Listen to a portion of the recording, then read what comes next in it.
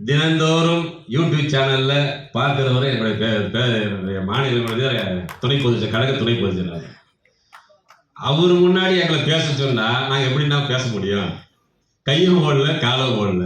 ஏன்னா தினம் தினம் அவருடைய பேச்சை தான் சுயமரியாதை வரலாற்றையும் திராவிட இயக்க கொள்கைகளையும் அவருடைய யூடியூப் சேனல்ல பார்த்து பார்த்து பார்த்து அவர் நாங்களெல்லாம் ஒரு மனசுல ஒரு ஆதர்சன புருஷனா வரிச்சிட்டு இருக்கிறோம். அவர் முன்னாடி இன்னைக்கு பேசுறதுக்கு ஒரு வாய்ப்பு கொடுத்திருக்கிறீர்கள் என்று சொன்னால், இந்த வாய்ப்பை பெறுவதற்கு தொழிலாளர் முன்னேற்ற சங்க பேரவையில் 37 ஆண்டு காலம் உழைத்திருக்கிறேன்.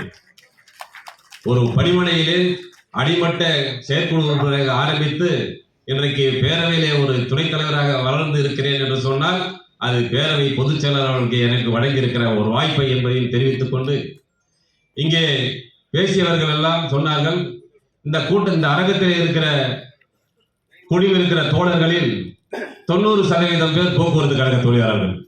இதுல